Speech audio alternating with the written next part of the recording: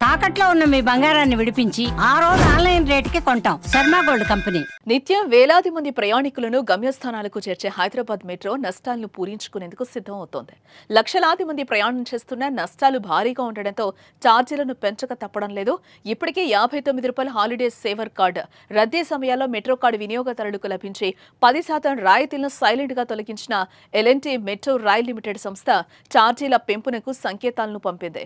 ప్రస్తుత కనిష్ట ఛార్జ్ ₹10, గరిష్ట ఛార్జ్ ₹60 ఉండగా ఎంత మేర పెంచాలి, మొదట ఎక్కువ పెంచి తర్వాత తగ్గించాలా అనే కోణాల్లో ఆలోచనలు చేస్తోంది.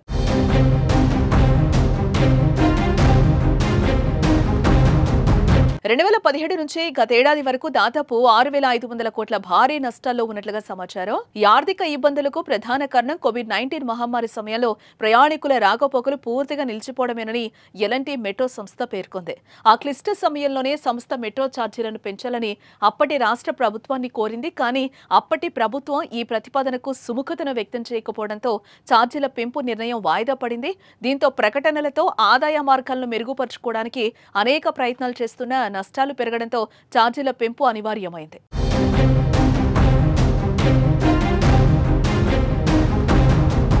ఇటీవల నష్టాలు పెరుగుతున్న పరిస్థితుల్లో బెంగళూరు మెట్రోలో ఛార్జీలను 44% పెంచారు.